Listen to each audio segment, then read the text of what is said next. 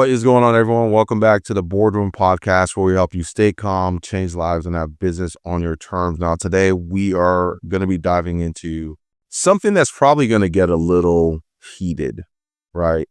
And that is when to make changes in your business, right? And when does it make sense to change anything about how you're acquiring clients, how you're servicing people, the offers that you're making, all those different things inside of a business.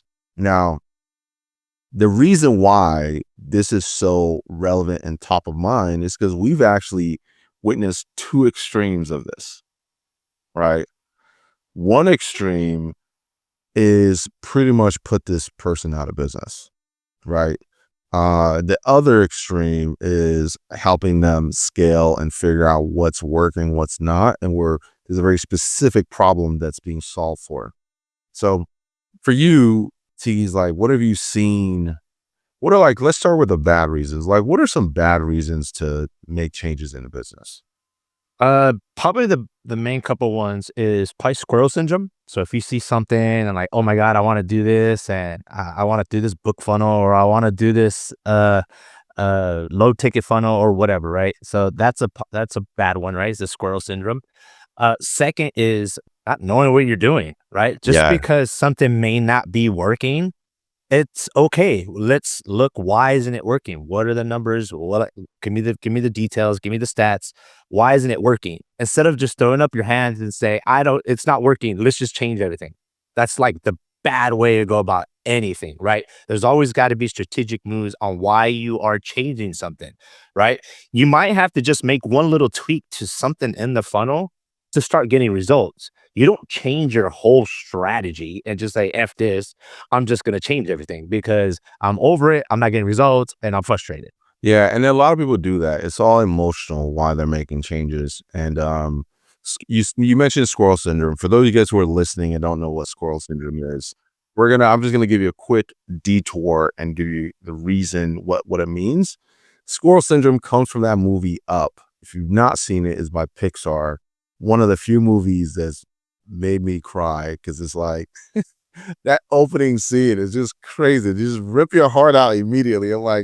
Anyways, so in the movie, there's this scene where they're going and they're looking for something, and they have this dog that has a device strapped to his chest, and you can hear the dog's thoughts, right? So as they're walking down this path, the dog is like, ooh, squirrel, and runs off the path, starts chasing this random squirrel.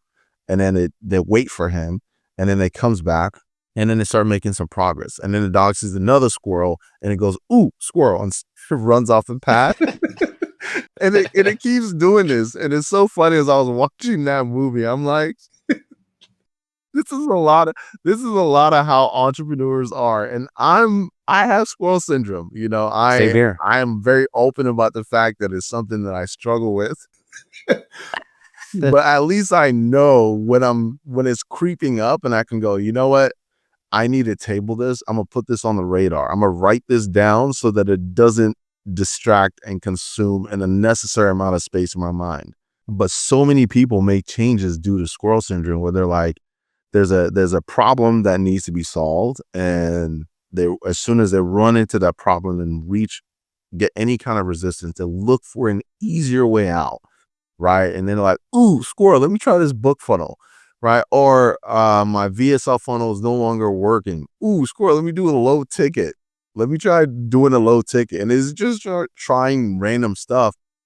And it's not really getting to the root of the problem. And they're not confronting the actual elephant in the room. They're trying to avoid confronting the 600-pound gorilla because they don't have the skill to overcome it. Right. If you're running your business like this, where you're just throwing shit at a wall, whatever you're doing, if it's not working, you have to be able to confront it and find out why it's not working. And what's the first step in figuring out why something isn't working in your business? Yeah, you gotta know your numbers. You gotta track your numbers, and you need to know where the bottlenecks are in the business. Because if you don't have that, then you're just going in blind, right? And that's the first thing to look on. Is it a lead thing? Is it an opt-in thing? Is it a Is it a booking thing? Is it a show rate thing? Is it a sales thing? Like there could be many factors on why something may not work, right? Perfect examples. I can think of 3 to 4 examples for this particular topic. One, actually are for Charlie, right? We dug in, totally revamped the whole thing, and we totally did it, right? That is like, even though the main strategy was the same, the way we went about it, our ICP, our copy, like all the ads, like everything changed. Like it was the complete 180. Like, dude, just change everything, right? But there was a reason for that. A second reason is another client came to us for help, like, hey, can you help? Whatever. This girl changed, literally, she had a VSL, or she was running ad IG VSL page, book a call, right? Well, she abandoned the whole ship, went to a low ticket 5-day challenge book funnel thing, and she's probably going to be out of business. I think she's not going to just do anything anymore. And that coupled, like, that totally smashed her down, dude. Like, she's done, right? Yeah, all the changes, like even the people that she brought in into the business, instead of looking at what was working or what was producing results before, they just came in and just introduced completely new variables that were unproven. Right. And that's like the biggest issue that I see. Like if you're making change in your business, you have to figure out, what am I solving for? And if you don't have the data to determine what you're solving for, even measure what the problem is, you have to start there. Right. You have to start doing what you're already doing, even though you feel like it's not working. Well, you can't say it's not working until you start measuring and gathering data on it. Like, what are the inputs, right? So if you're building your business using cold outreach or outbound DMs on Instagram, like you can scale that, right? You have to start measuring, like, how many outbounds am I sending per day, right? And how many of those messages that I send do I get a response, right? If you're like, outbound doesn't work and you don't track it, then you're an idiot, right? It works. There are people making millions doing it. And I know a bunch of those people. So I know it works, right? And if you're like, hey, this isn't working, is there an example of somebody who's doing that strategy and it's working for them, right? If there is, then it means it works. You just don't know how to make it work, right? And that's the thing you have to be able to confront without an ego. It's like, you just suck at getting this thing to work, right? And if you can just accept that simple truth and give yourself some grace and just be like, just because I suck at this thing doesn't mean I as a person suck. It just means you're not good at this thing. It's just a skill gap. All right. Um, so then you got to start compiling data. When you start analyzing the data, not only do you compile the data, but you actually need to look at your numbers, right? Because there's people who are tracking numbers now, but just don't look at it. It's like you're doing the work, but don't look at it. It's funny. Case in point, I had a conversation with a guy probably a year ago, maybe 2 years ago at this point. They came to me and they were like, my pay traffic just isn't working, right? It just doesn't work anymore. It doesn't work as good as it used to. And I'm like, all right, well, do you have any numbers that you're tracking? And they're like, yeah. So they sent me a spreadsheet with all their numbers from the last year, right? And what was hilarious is I was like, bro, like, from June, July, August, September, like, your numbers are killing. And then it just starts to take a nosedive in October and November. And I was like, dude, what happened? So, one of my coaches that I was in a mentorship, he was like, he uses open targeting and that's been producing better results for him. So I gave that a try. I started doing that. And I was like, dude, you're an idiot. Like, why would you do that? Just because he says that's working for him. And even the coach told him, like, he should try it.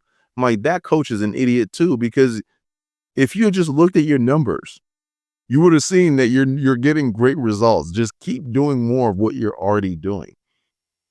And so we're on a sales call having this conversation.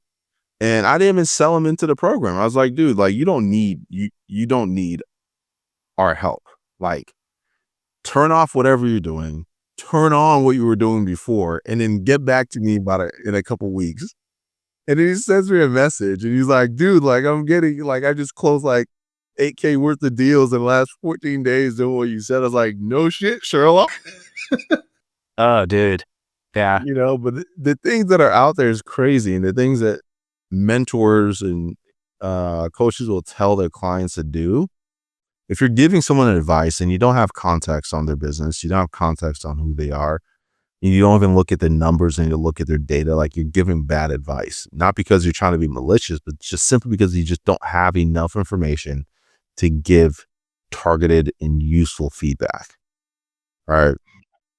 And so that was like a bit of an extreme example, but I see those all the time. Like if you're gathering data, but you're not looking at your numbers, you might as well not be gathering the data, right? Because it has as much utility to you as someone who doesn't have the data because you're not looking at it. You got to be compiling the data and then you have to be looking at the numbers. And so for you, when you're looking at numbers, what are you seeing? What are you looking for when you're analyzing somebody's data? First, I'll try to get the feedback on what the client is concerned about or complaining about, right? So if they say I am not getting enough leads, okay, well, I'm going to go right to the lead cost, and I'm going to start looking at the ads, and I'm going to be like, all right, yeah, $46 leads. Like we just audited an account last week. I'm about $46 leads. This is probably why you're not getting 46 to ads. $42 leads for a fitness offer. That's just like Yeah. insane to me. So exactly. So I go, okay, well, yeah, this is probably the first part where we got to look. So your ads, they're like very generic. They're kind of boring, but it is what it is, right? I'll let the data tell me, right? Data tell me $46 leads. So I'm like, okay. So I looked at the ad copy, looked at the creatives, very static images that look kind of boring. The copy's kind of boring. The headlines are like whatever. Like it's just bland, right? I go, okay, well, I'll come back to that. So I go to the opt-in page. The opt-in page is a 7.96%. Yeah, that's a problem too. Okay, so how about we focus here on the ads and on the opt-in page, work on the creatives, work on the ad copy, work on the headlines and all that jazz. Let's start here first before we even talk about anything else, because you could tell me I'm not getting book calls. Well, no shit. There's no leads coming through. So no wonder why you can't get any book calls. So you need to start on where they feel there is a problem or there's a gap, and then start searching in that area, and then you'll kind of find what you need to find, and then either work your way up or work your way down. It just depends where you're at, right? So that will kind of determine on where to put your eyeballs to look at. For example, like that client was complaining about not enough leads. Well, the ads are shit and the opt-in page is shit. So how about let's just fix all this and let's just start here. And to give you some examples, went from 46 to 12 point something dollars per lead. So literally more than cut in half. Opt-in page went from 7.96 to 21.8 something, right? So it was like, whoa, that's a dramatic change. And that's still not good enough for me from an ad cost standpoint. The opt-in page I'm pretty happy with, right? The opt-in page is pretty good, but it's like getting enough volume. If you can get higher volume of people viewing that page, like you're going to be able to get your lead cost down. So it's going to be more of like your creative testing and getting, which we are doing next. Yep. Exactly. But that's a great way, like the utility of being able to look at your numbers and make decisions off your numbers is just, it's crazy that we're in 2025 and I've been saying this since like 2020. And the amount of people that I've talked to that just don't track the numbers, look at it, or even develop strategy off their numbers is crazy. For us, we made a pretty radical shift in our acquisition and the strategy within our acquisition, right? We didn't change anything structurally on how our acquisition system is set up. Nothing changed structurally, but like as far as the strategy, the messaging, the targeting, the like how we're segmenting and qualifying the leads that are coming in, we made a radical change as far as that goes. But that was based off a ton of evidence of who our true ICP was, right? Like who are the people that we serve at the highest level? Who are the people that are getting the best results using our platform and our service? And then making that adjustment based on qualitative data that we have on our actual customers and our actual clients, right? And then when we look back, we're like, okay, well, if we're looking at our best clients, does that match the marketing and who we're targeting and how we're presenting our offer in our sales process? It's like, no wonder we get kind of a mixed bag, right? But you don't get to make those kind of radical shifts without a compelling enough evidence to justify it, right? Exactly. Yeah, and then we're not really saying don't try anything or don't try anything new. Just don't flip your whole business to try that thing. Like allocate 20% of your budget and test it in the back end. And then if you want to, you want to try a low ticket funnel, you want to try a paid 5-day challenge or whatever the heck you want to try it on your small budget, test it on the side, try to get it to work. If you get it to work, okay, maybe you can allocate more budget. And then you might even notice like, holy crap, this does way better than my original other funnel. Then you can just start teetering all the budget going that way. But you don't just go like, oh, F this, I'm going to throw all my budget over here. It's like, no, that's not what you do. It's funny you mentioned that because one of our clients experienced just that. They had a media buyer running ads for a funnel that was converting, and they were spending like $3,500 a day.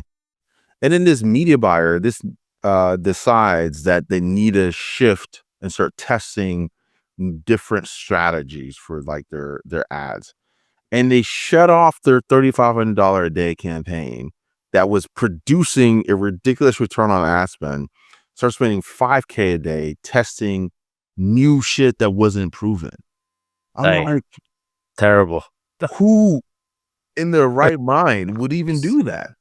Like, there's nothing wrong with testing new things, but when you kill your golden goose because you want, and so you can cut it open to try and take out that golden eggs, you're an idiot, right? So essentially, if you want to make adjustments, or if you feel like you need to make adjustments, or you feel like something that isn't working right, typically your intuition is not wrong, right? Like when you smell something's a little off, you're typically not wrong. There's probably something smelly there. Yeah, there's probably something off, but to go in there blind and then just start ripping shit apart, flipping tables and breaking stuff without really good clarity on like what needs to be, what the issue is, you're going to cause more damage than good, right? So you can be Exactly. like, I feel like there's a shift in the market, something's changing. Instead of just turning off what's tried and true, I start allocating 10 to 20% of our budget towards R&D, figuring out if there's anything to this thing that I'm feeling, right? And if there's something to it, then I'm like, okay, let's do a little bit more of that. If there's nothing to it, well, I didn't kill what was working because of an assumption that I made, right? Maybe my assumption was valid. Maybe I was just too early with that assumption. It was like, or maybe I was 6 months, 6 months out, but at least I can have a way of testing it and seeing if there's any truth to it, right? But you have to Exactly. dig and look for evidence before you start making changes. And I just see too many people. I've seen too many people go out of business because they just make a bunch of changes without looking at the numbers and without confronting the truth about why they're stuck. And the truth, if you're an entrepreneur, about why you're stuck is you're just not good enough to get over that chasm. And people hate hearing that because the education system has made people soft. This no child left behind nonsense, this participation award bullshit. That's just not how real life works. Like, Straight up. like that's not how business works. Like if you're not good, like you're not going to get the reward and you're not going to make the progress that you want to make. So you have to be willing to confront that. Yeah, exactly. And I got two more examples to really bring this home, right? Because all these have been different examples so far, right? So another example is we have a girl that we manage, great lead costs, good quality leads too, because we were optimized for something very specific, and it brings in good quality people through, right? And she was getting bookings, but she wasn't happy with the amount of bookings on compared to what she was spending and the amount of leads that were coming in. So we were like, you know what? I want you to take over the messaging. You, like you personally, I want you to message for the next 48 hours. So he goes, okay. So he took over messaging, boom, like literally went from like a 6% booking rate all the way almost up to 20%. And we're like, holy hell, what'd you do? So he goes, oh, well, I just messaged. I'm like, can you show us What's how your you messaging? messaged? Like, how are you doing Yeah. it? Because Yeah. it's And then something we're clearly like, different between what you're doing and what we had running before. And I know exactly where you're going with this. And we switch back to the new process of messaging the way that she's doing it, and something's still off, yeah, right? something's still off. So we said, okay, I want you to message again. And literally 24 hours, like, what the hell are you doing? Right? Because we could have been like, dude, flip the funnel, like change the opt-in pages, change the headlines, change your VSL script, change all this, right? Change the application page. We could have just did all that and we could have just been running in circles when it was one little thing which we caught and said, I want you to take over the messaging Right. to And see we think what's we know happening. what it is now because we're gonna run another test, but it's like, all right, we're gonna do this again, but remove this variable that we introduced before we have her take over the messaging, right? And Exactly. so we have isolated what the variable is, and now we're gonna test removing that variable and seeing if the results pick up. And uh if that happens, then we're like, okay, we know what we need to fix. It's a product issue that needs to be engineered. But that's why, like, you got to be compiling your And numbers and you see got to be that. making those tests, because we would never have figured that out if we just blew the entire thing up. You know, Yeah, we could have just been like, "F this, change everything." Like, why isn't people booking? Like, when it was one little which I know thing. that was a temptation. I know she wanted us to do that.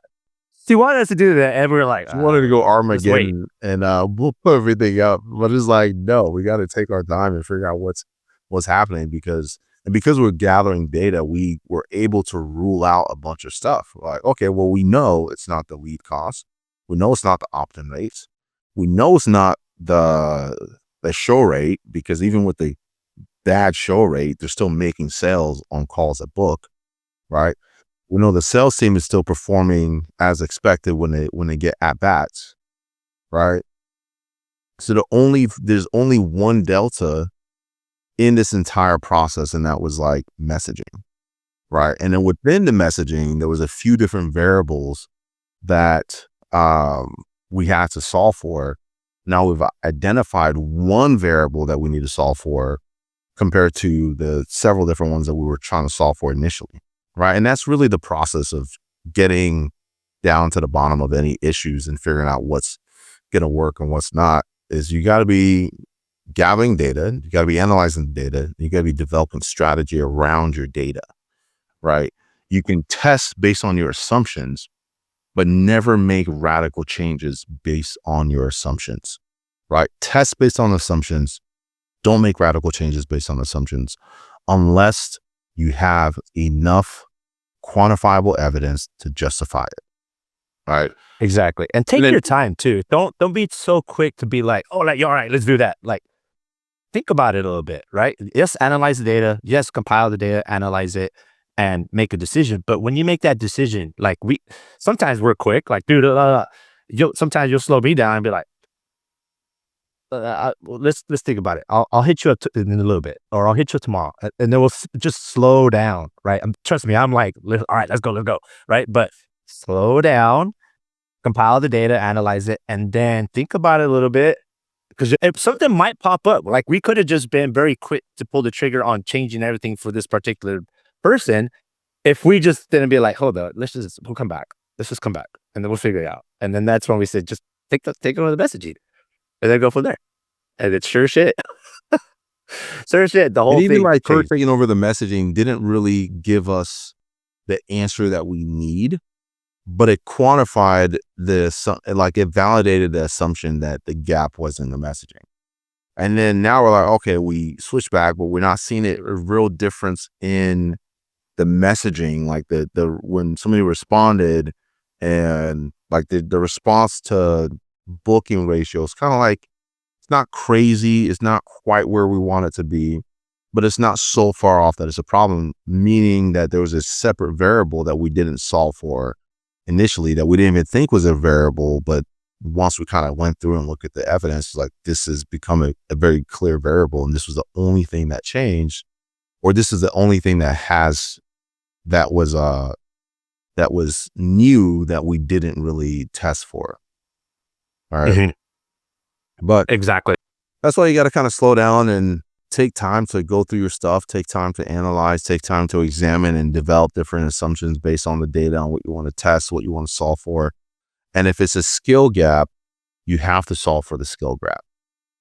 All right. You just got to confront the ugly truth and work on filling that skill gap. Otherwise, you're going to be stuck in this squirrel syndrome loop, finding different squirrels to chase, never making any real progress whatsoever. And that is the biggest thing that's going to lead you to burnout. It's going to demotivate you and then bring your business to a screeching halt. Right. And I've just seen too many people fall victim to it. A lot of good people fall victim to it. And those who may not have the best ethics in business that are winning is because they're higher skilled than you. Right. And they're better at making decisions when it comes to their business. Mhm. Right. And they're better Exactly. at solving the problems that move the needle. That's kind of it on that side. I mean, if we're going to kind of put a button on it or put a bow on it, for those of you guys who are listening, for the love of God, don't make decisions, don't make radical changes in your business based on assumptions or your feelings. Gather your data, analyze your data, develop strategy around your data, and then execute on a small scale and know what you're solving for. All right. If somebody else is doing it and they're successfully doing it better than you, right, it means that there's something that they're doing different, or they're better than you at executing that particular strategy, and you need to solve for what that delta is. Right. Stop chasing all these damn squirrels. Coming from a fellow squirrel syndrome entrepreneur, right? Don't chase those damn squirrels. Right. Make note of them, write it down, and I'll come back. keep making the progress, and then circle back to it when it makes sense. Right. Circle back to those squirrels when it makes sense, but do not get derailed because of it. Any final note you want to add before we close out? I guess another thing is compile your assets that you have now, meaning what are you good at, right? Are you good on camera? Do you have a really good IG account? Are you like whatever, right? Compile your assets and see what you're really good at, because I'm like the VSL funnel guy that hates IG. That's not what I'm saying, right? I love IG, right? If I did it for like 8 years. Like, I'm not saying I'm totally against it, right? Like, I'm for it. Like, I literally just switched the client over to IG, literally last night, right? And already this morning, she's telling me, "Holy crap! Like, I'm doing all this, like it's great. Already." I'm like, "It's only been like 8 hours. Like, what are we talking about?" Right? But what I'm saying is, if you are really good at like IG, for example, and your video, really good following, you get a ton of views, whatever, utilize that asset. Meaning, build maybe your funnel around it, right? While you work that VSF funnel that you really want to work, because you don't want to get stuck on IG or Meta platform, right? So, yeah, just look at your assets when it comes to if you're starting something new or something like that. Just look at your stuff. What do you have? What are you good at? What can you bring to the marketplace that you have a really high chance of winning right off the bat? Start there first. Then if you want to move into something else, then move into something else. But and then look at your damn data. Yep. Because that will tell you a lot. Absolutely. So if you found this helpful, go ahead and like, comment, and subscribe. And if you want to see different playbooks that we're putting together, different guides, you can go to charlieai.io/like resources and go check out some of those resources. We take a bunch of these things that we're talking about and we put them into really comprehensive guides, really awesome playbooks that you can kind of go through, get some value from there. And if you're spending more than $5,000 a month on ads, you've got a setting team and you're generating leads and you want to improve your lead efficiency, consider requesting a demo of Charlie and working with us to get an AI SDR plugged into your business. Till next time, stay calm, change lives, and have business on your terms. Deuces.